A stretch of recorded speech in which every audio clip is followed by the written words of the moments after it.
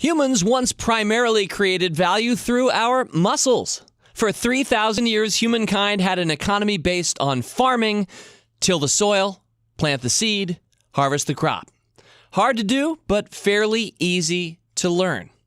Well, that ended a few hundred years ago when machines began doing that work for us. And now today, most of the value you and I create, when you think about it, is through not our muscles, but our minds. As my friend Roy Spence says, dream it, build it. That is the wonderful world in which so many of us, not all of us, but so many of us find ourselves in today. Dream it, build it. I like to call it a thinking world. On this podcast 3 years ago, this very week, I picked 5 stocks that I hoped would thrive in a thinking world. It was called 5 Winners in a Thinking World. How have they done? We will review. But beyond that, I also want to help you think and consequently act smarter. It's one thing to find 5 winning stocks in a thinking world. It's another to try to help you win in a thinking world. Let's try to do both. Only on this week's Rule Breaker Investing. It's the Rule Breaker Investing Podcast with Motley Fool co-founder David Gardner. Welcome back to Rule Breaker Investing. I'm David Gardner. So glad to have you with us this week. 3 years ago this week, a few important things related to this podcast happened. One was that I picked 5 stocks, 5 winners in a thinking world, and part of this week's podcast will be reviewing those stocks. I have the wonderful Emily Flippen joining me a little bit later this podcast, and Emily and I are going to talk through those 5 companies, how they've done, quote, 5 winners in a thinking world, end quote. Have they been winners? What can we learn from them? So that's a big part of this week's podcast. But a couple other things happened 3 years ago this week that made me want to do something different to start with. One of them was that I was recently reacting to a commencement speech given to the University of Michigan by Michael Bloomberg of New York City fame and Bloomberg, the company. He said some interesting things to those graduates that I'm going to recall for us and talk a little bit about that this week. Also happening 3 years ago this week on this podcast, the first ad read in Motley Fool, at least Rule Breaker Investing podcast history. But the Motley Fool for years up to then had never had any ads on any of our podcasts. If you're a regular listener, you're probably used to brands like Rocket Mortgage, which for the record was the first ad that I ever read on the show 3 years ago this week. I had also just been on a television show. It was Wealth Track on PBS with Consuelo Mack.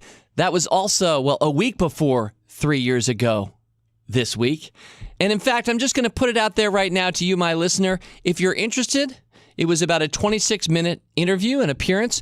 It's right out there on the internet. If you just Google Consuelo Mack, Consuelo Mack, Rule Breakers, Consuelo Mack Rule Breakers, you'll find it. And if anybody wants to take the time to watch that again, I'd be very curious, A, what did I get most right? And B, what did I get most wrong? And in fact, if you want to have some fun with that and tweet us at RBI Podcast this upcoming week, maybe I'll include some of that in this month's mailbag toward the end of the month. So if anybody wants to slog through a 26-minute interview that I did with Consuelo Mack, that was also happening 3 years ago this week. So that's some of what was happening 3 years ago. But now I want to go back to that Bloomberg quote, and I want to use it to frame up some of our conversation and thoughts this week. So here's what Mayor Bloomberg was saying 3 years ago to the graduates of the University of Michigan. Just a short excerpt. He said, "For the first time in human history," and I'm quoting, quote, "the majority of people in the developed world are being asked to make a living with their minds rather than their muscles. For 3,000 years, humankind had an economy based on farming, till the soil, plant the seed, harvest the crop. Hard to do, but fairly easy to learn. Then, for 300 years, we had an economy based on industry. Mold the parts, turn the crank, assemble the product. Hard to do, but also fairly easy to learn. Now," he was concluding this excerpt, "now we have an economy based on information. Acquire the knowledge, apply the analytics, use your creativity. Hard to do, hard to learn, and even once you've mastered it, you'll have to start learning all over again pretty much every day." End quote. And I think that's a very apt reflection on where we are today as a species and what the world needs of us. The world needs us to be winners in this increasingly thinky world. We need to add value using our minds. And so I wanted to use that as an opportunity to share with you a few insights that I have, hoping to make you a winner in our thinking world. I'm going to be drawing on some of my favorite concepts from a few of my favorite books. So that's the focus of where we are right now. Then we'll have Emily in a little later and talk about those 5 winning stocks, if they are in fact winning stocks in this thinking world. So 5 reflections, if you will, making you a winner in our thinking world. Now, most of these are from my book learning. And if you remember last year on the podcast, for August, we made that Authors in August. That was the first year we'd done that in 2018 for Rule Breaker Investing. I had in some of my favorite authors of books that I'd primarily read the previous year or so. You may remember Amor Towles, the author of A Gentleman in Moscow. If you're just finding our podcast here a year later, you can go back and hear me interview one of the better novelists of our time about a wonderful book, A Gentleman in Moscow. That same month, I also had Priya Parker talk about her wonderful book, The Art of Gathering.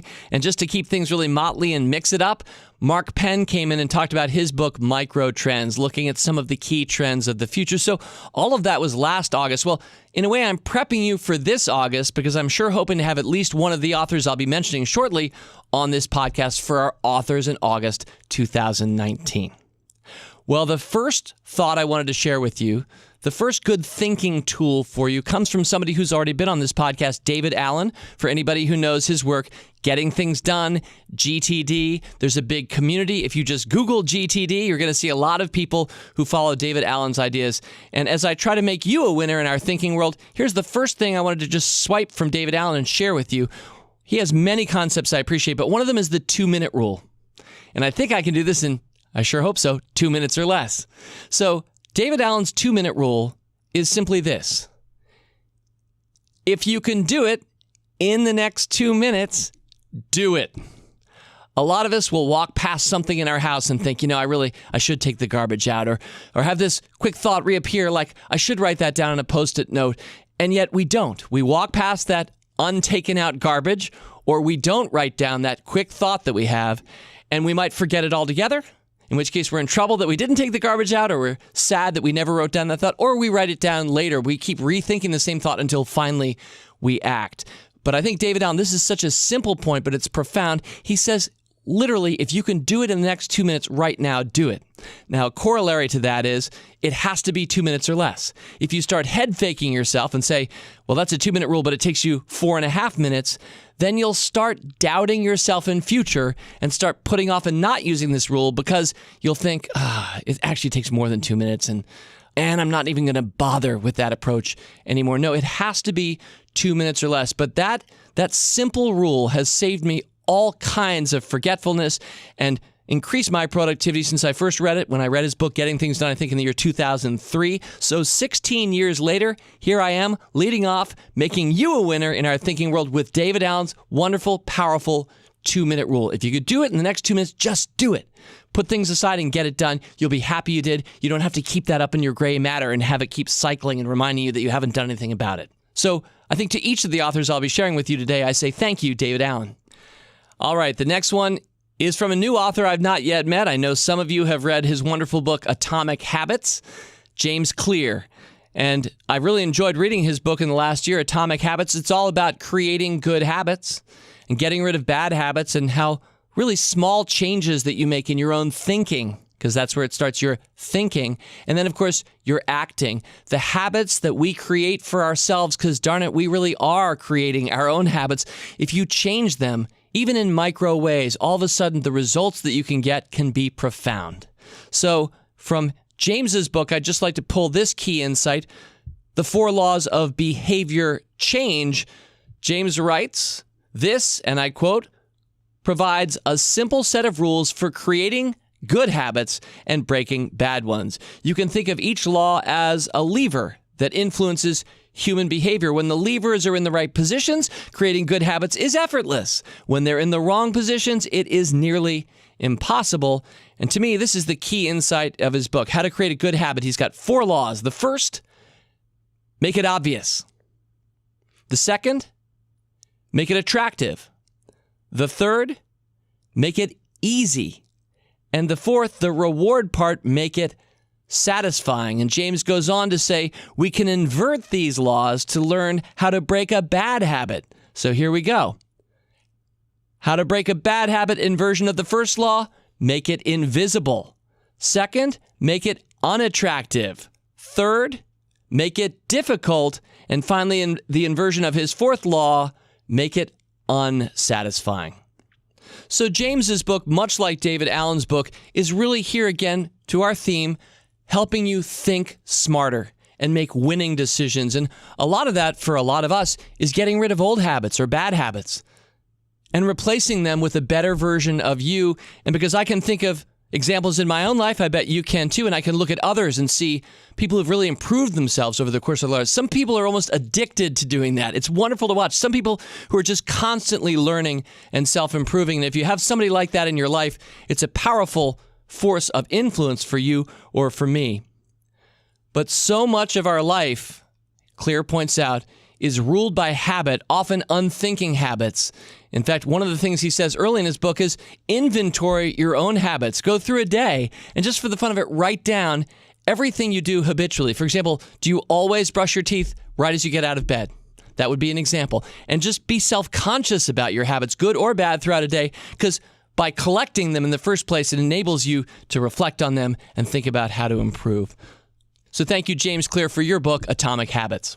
All right, making you a winner in our thinking world, tip number 3. This one comes from another excellent book, and I'd love to have Warren Berger join me. I enjoyed his first book, A More Beautiful Question, and his follow-up to that book, which I've read in the past year, is the Book of Beautiful Questions, from which this short excerpt comes.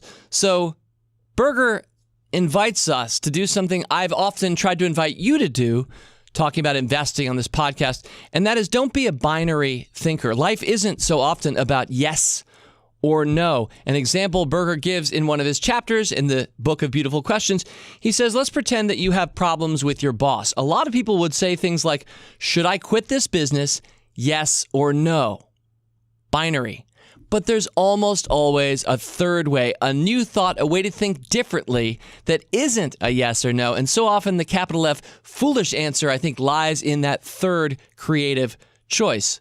So the excerpt I'm sharing with you here, Berger shares, use these 5 questions to open up possibilities. The first is, how can I open up the question to be decided? He writes, we have a tendency to make binary decisions, yes or no, either or, which limits options. Try using open-ended questions like, what are the best ways, ... or how might I, ... to frame your decision. That's number 1. Number 2, what is the great, the good, and the ugly? Warren writes, when making decisions, try to choose from at least 3 options. Do this by projecting 3 different potential outcomes or scenarios, 1 very positive, 1 moderate, and 1 negative. Third, if none of the current options were available, what would I do? Another beautiful question. He writes, imagine that the existing options you're deciding between suddenly have vanished. This forces you to try to come up with additional possibilities. Upon returning to reality, you can now weigh your newly imagined options against the existing ones. Fourth, what is the counterintuitive choice? Include one option, as you're thinking through whatever problem you're thinking through, include one option that goes completely against the others. You probably won't choose it, but it stimulates unconventional thinking. And finally, fifth, what would an outsider do? You can get an actual outsider to help answer this, or just try to look at the situation the way an outsider might. So that's the end of the excerpt from Book of Beautiful Questions by Warren Berger. You know, I like that last one in particular. Sometimes I think about great leaders, and for me, a lot of them are from the corporate world. I think about some of my favorite CEOs, somebody like Steve Jobs. I'd say, how would Steve Jobs approach this situation? How would Jeff Bezos try to solve that? How would fill in the blank anybody that you admire as a leader approach the situation you're looking at? So thank you, Warren Berger, for your book, The Book of Beautiful Questions. Maybe we'll get to have Warren on in August. All right, making you a winner in our Thinking World tip number 4. This one's just about knowing yourself. Now, unfortunately, I can't have the next author on our show because he's no longer living, but Warren Bennis, for almost 50 years, was one of our best writers in the United States of America about leadership. He wrote a lot of good books about it. I've certainly quoted him before on Rule Breaker Investing, and his book on becoming a leader is the one that I've read. Tip number 4, well, it really is inspired by an epigraph, a lead-off quote to one of the chapters in his book on becoming a leader. The chapter is entitled Knowing Yourself, and here it comes from William James, the psychologist, the brother of the famed novelist Henry James. William James wrote this, as Bennis quotes him, quote, "I have often thought that the best way to define a man's character would be to seek out the particular mental or moral attitude in which, when it came upon him, he felt himself most deeply and intensely active and alive. At such moments, there is a voice inside which speaks and says, quote, 'This is the real me,' end quote." Every one of us is different. The real me contrasts in marked ways, I'm sure, and connects in some similar ways with the real you, whoever you are. But it is often the goal to know ourselves. That is a lifelong journey for many of us. We change. The world makes us change. The world's going to keep changing. So you and I better try to change when we need to, whether in the business world, socially, culturally. But knowing ourselves, after all, I think it was on the Oracle at Delphi, I believe, scrawled there. This might just be one of those old saws that wasn't actually true, but I think it's true. I think carved on the Oracle at Delphi in ancient Greece was the phrase, "Know thyself," of course, in Greek. Knowing yourself. And in particular, when you think about when do I feel, quote, most intensively active and alive, end quote, that can often help guide you toward making the right decision for you and yours in this thinking world. So a simple thought, but I hope a penetrating one. And I see Emily flipping on the other side of the glass. She's going to be coming in to do a stock review real soon. So here's number 5. And this one's just one of my personal favorites. In fact, it's a story I've told to some of our employees over the years. I'm going to tell it to you now and share it with you. And it starts, like so many things that I love, rooted in a geeky world, in this case, the world of Star Trek.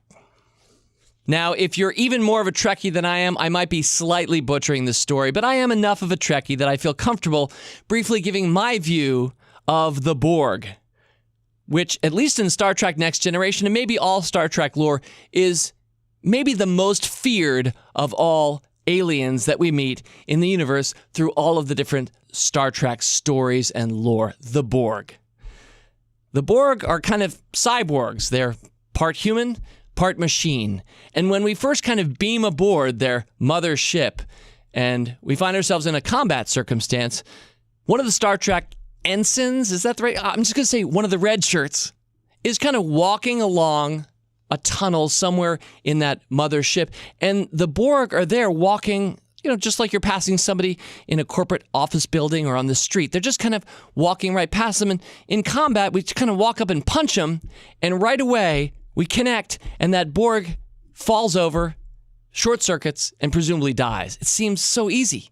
One punch, one hit, man down, keep moving. The problem is when that same ensign then tries to do that to a second Borg, as soon as he or she throws the punch, a force field goes up right in front of that punch, and so it fails. So what does the ensign do? Well, what would you or I do? We just pull out our phaser, kind of like a laser gun, and just kind of shoot it, and sure enough, the Borg falls over, short circuits, and dies. Number 2's down. So now you come up to number 3 in this combat situation, throw a punch, force field blocks, pull out the phaser, different color force field just negated the phaser, and now you're trying to figure out how to fight the Borg. And why are the Borg the most feared species that we encounter through all of Star Trek? The answer is because they're all networked with each other. So when any Borg learns anything, all of them learn at the same time what they need to do. And so they progress and evolve together in a collective manner, which is devastatingly effective if you think about the power of networks.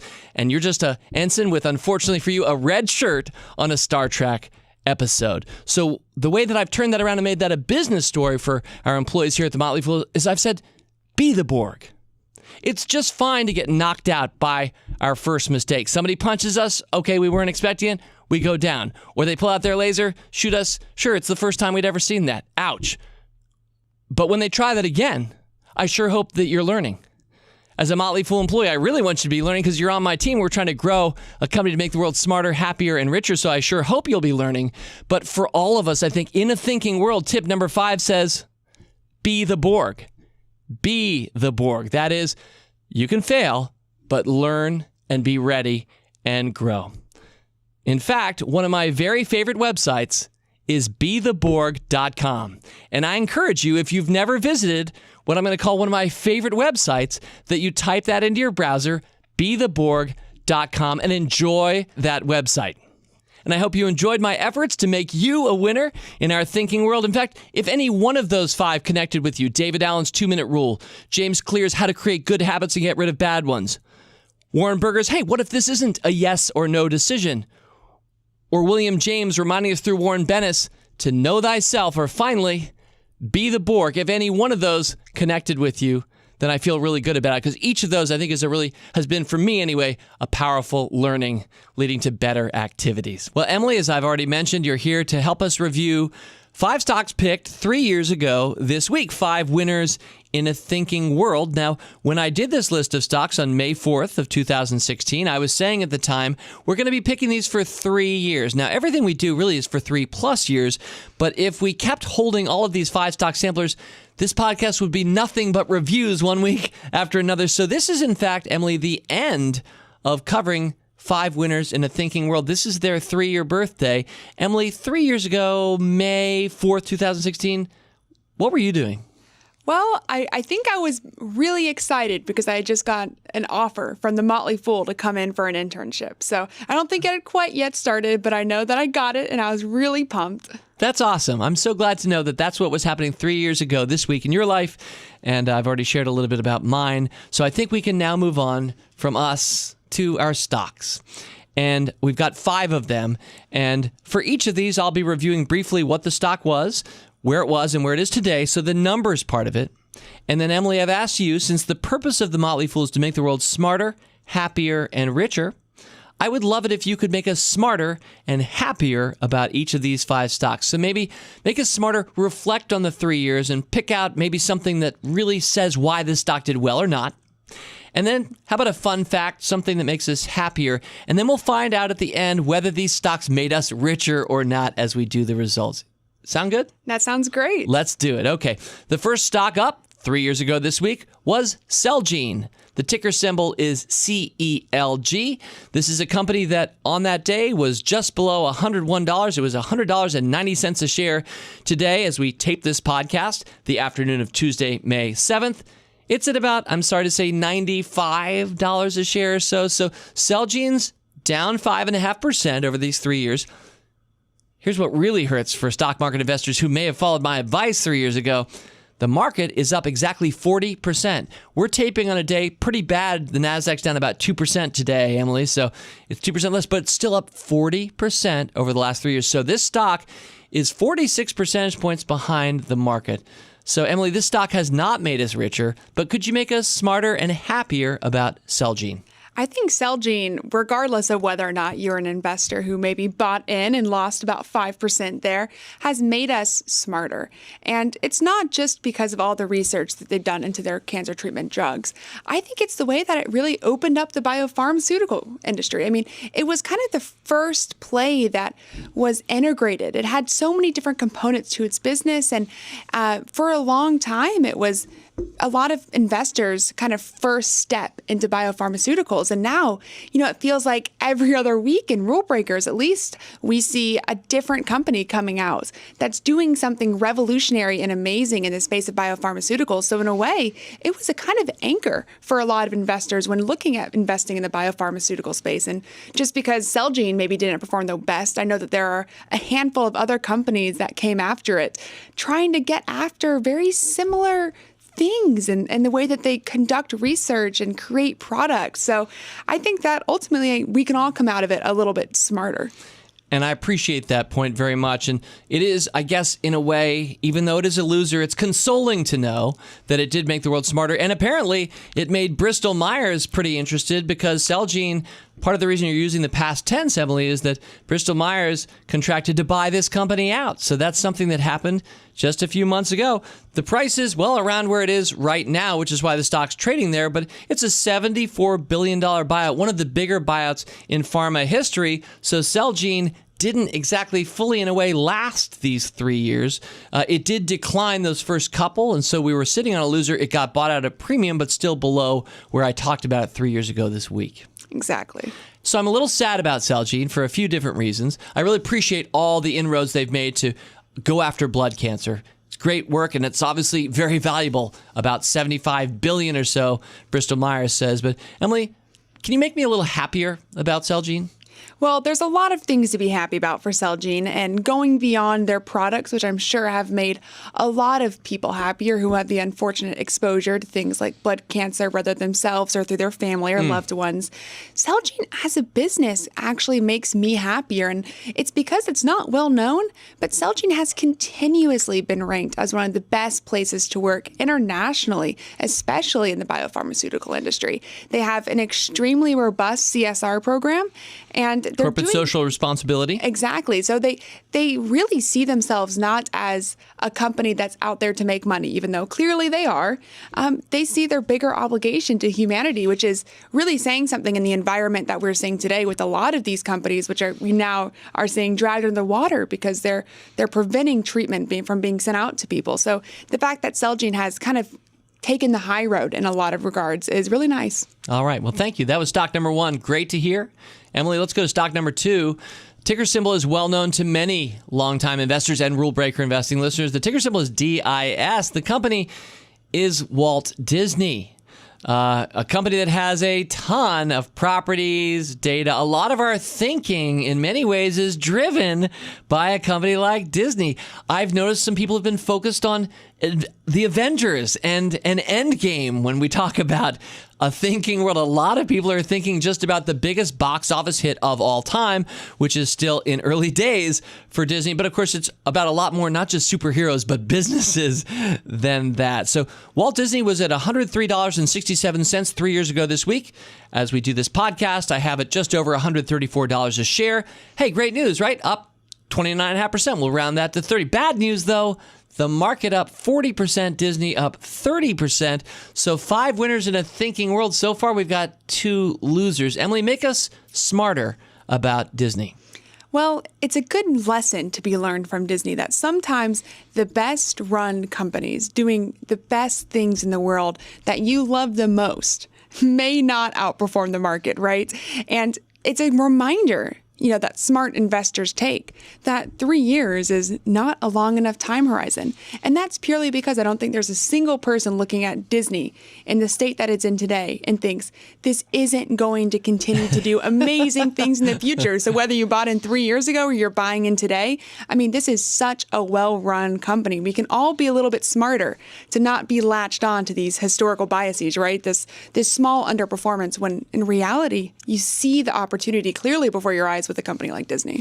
Thank you. And you're right. And I'm so glad you emphasized that, because this 5-stock sampler, 5 winners we'll see in a thinking world, just because we're ending it this week, because that's how long the game was being played on this podcast over the last 3 years, doesn't mean that we don't still love these companies, admire them, and think great things about them. Had we done this the 3 or so years before, I bet Disney would have been a winner over those 3 years, and I sure hope it'll be a winner over the next 3 years. But by no means does our interest or belief in any of these stocks end with this podcast. Quite the opposite. They all remain active recommendations in Motley Fool Stock Advisor or Motley Fool Rule Breakers.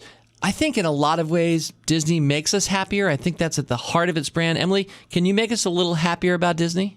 It's so hard to choose one thing about Disney that can make me or an investor, anybody in the world, a little bit happier. But I keep coming back to Disney Plus. And maybe that's just because it's very topical right now.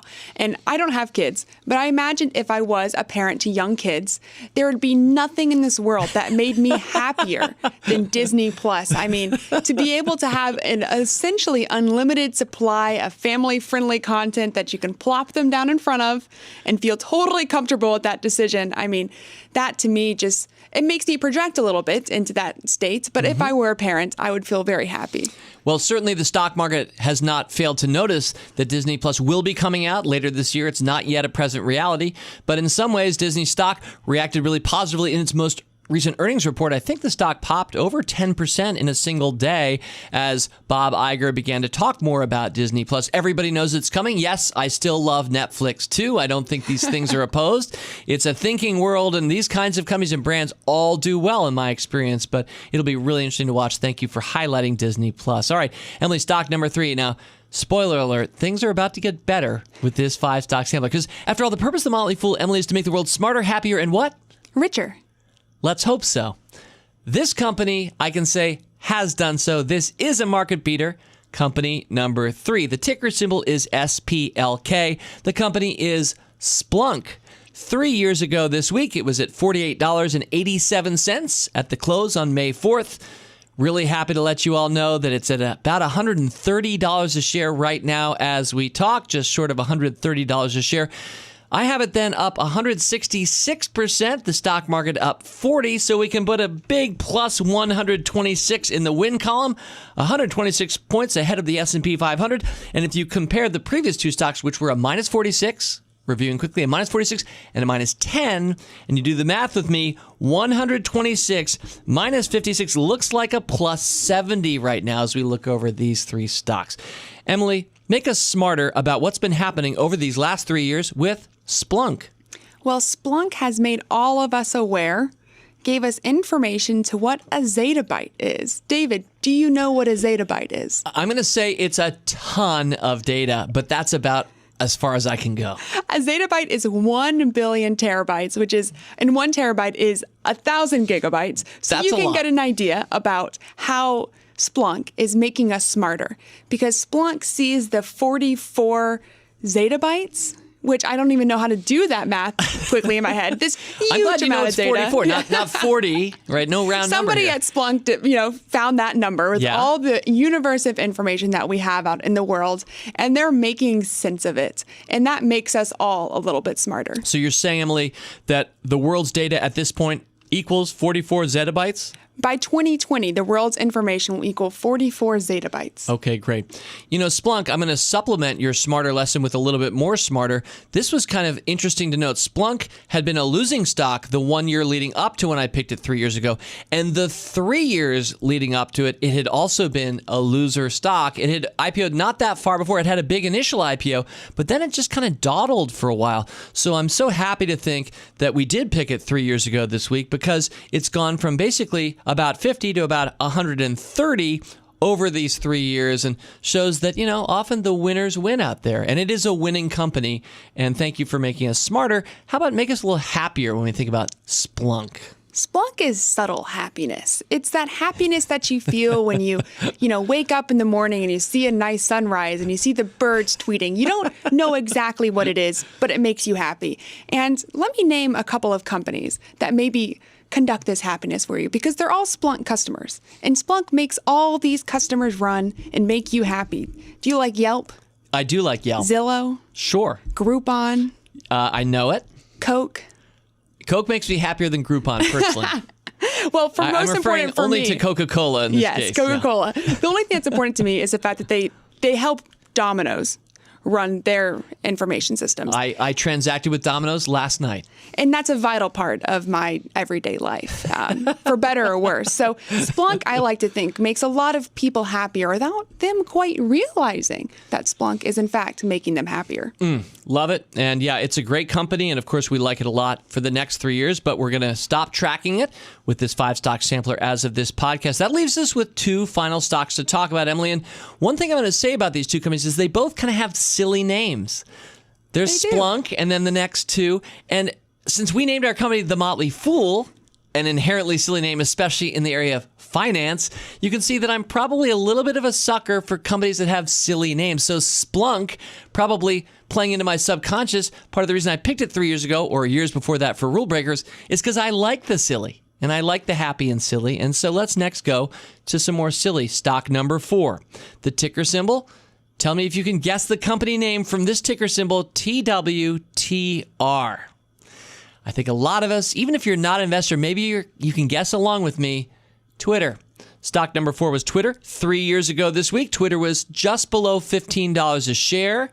It's $14.84. It should be noted that it had lost 70% of its value in the years leading up to our picking it 3 years ago this week. So it had lost 70% of its value down to $14.84. As we speak now, it's at about 38.5. Twitter, therefore, is up 160%. Again, the stock market up 40% over these 3 years. So that's up plus 120, making me really happy that we found some winners in this thinking world.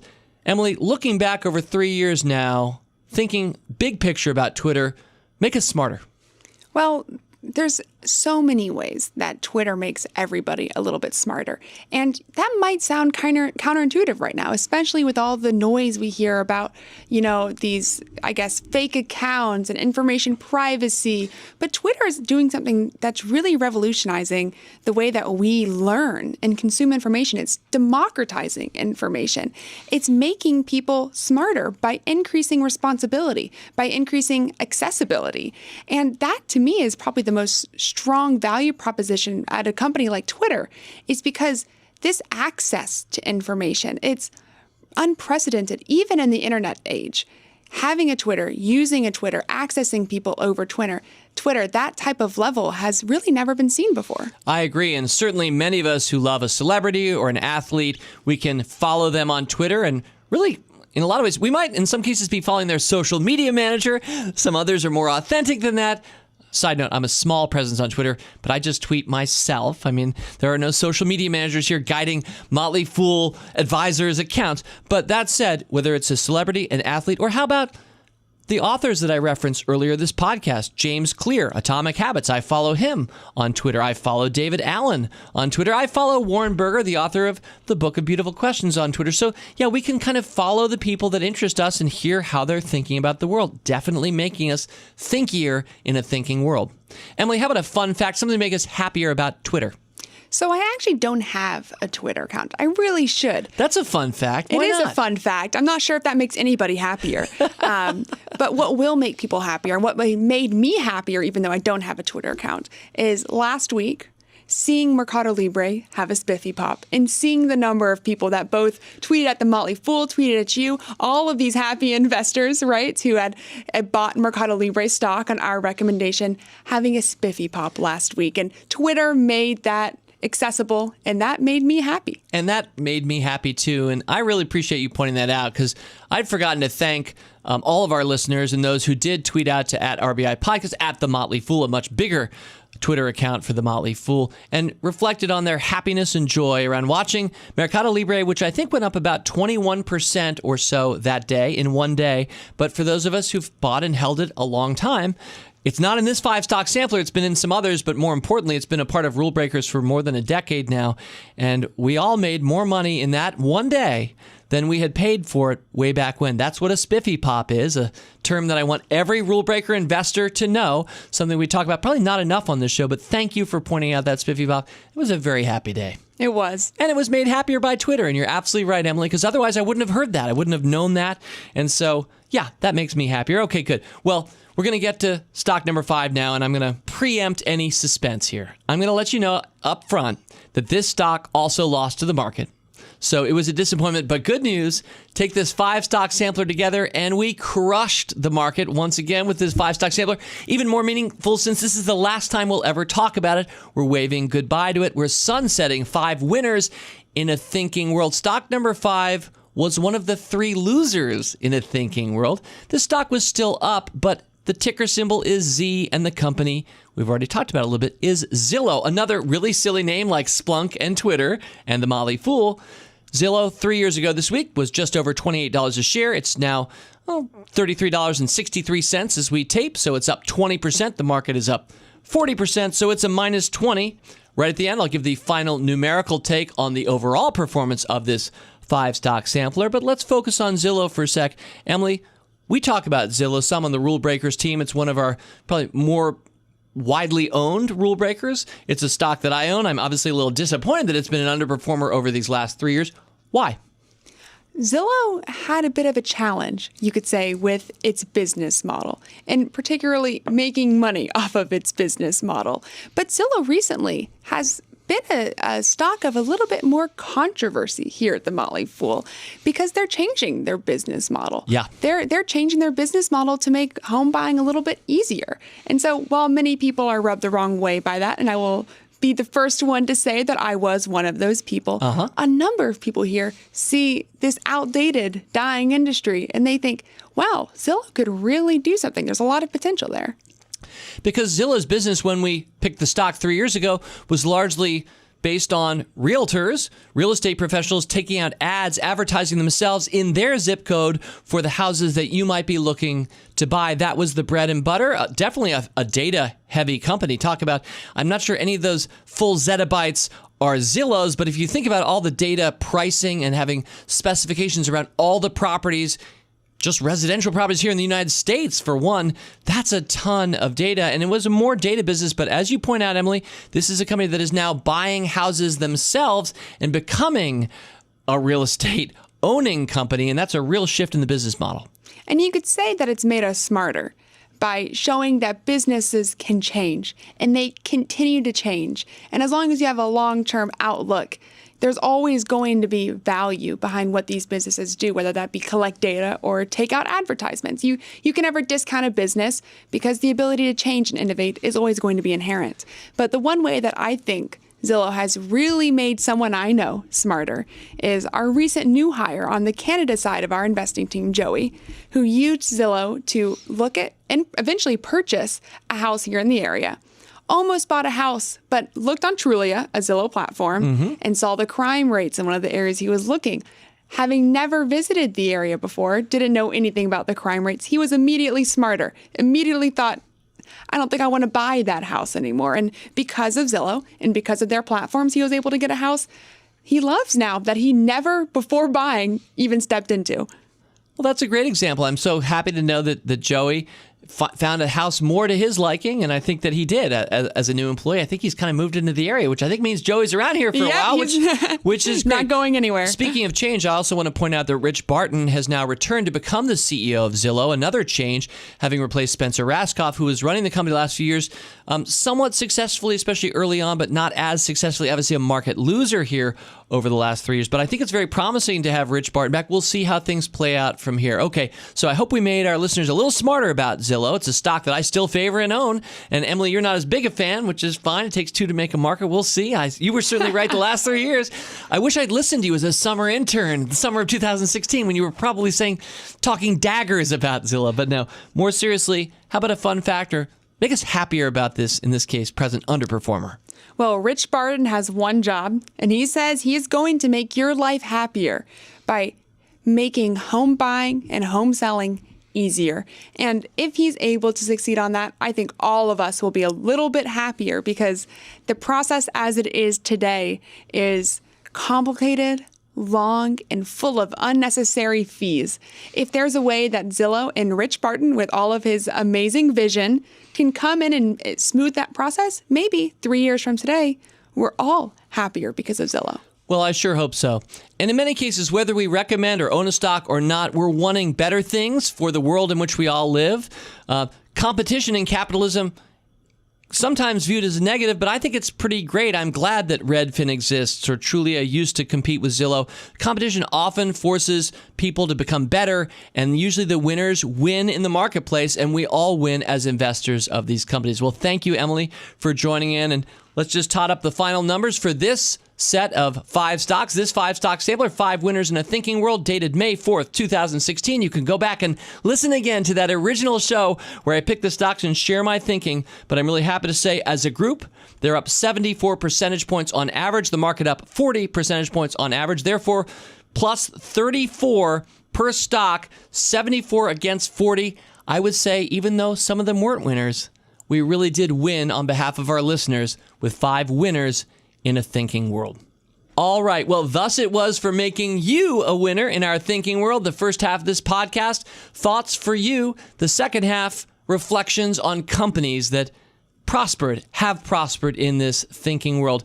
Next week, a horse of a different color, although in a lot of ways, it's kind of consistent with what we did this week. I'm going to have Phil DiPicciotto, who helped found the sports agency Octagon, a visionary in the industry. He's going to share some of his entrepreneurial experiences. I'm also going to be asking him about the future of sports, how television is going to change or not, the future of sports, what it means for salaries, the size of stadiums. Phil is a visionary. If you're a sports fan, I certainly am, you're really going to enjoy the show. But even if you're not a sports fan, but you're thinking about the future of business, we're going to help you think smarter about the world of sport. So thanks for listening. Have a great week in our thinking world, and Fool on. As always, people on this program may have interest in the stocks they talk about, and the Motley Fool may have formal recommendations for or against. So don't buy or sell stocks based solely on what you hear. Learn more about rule breaker investing at rbi.fool.com.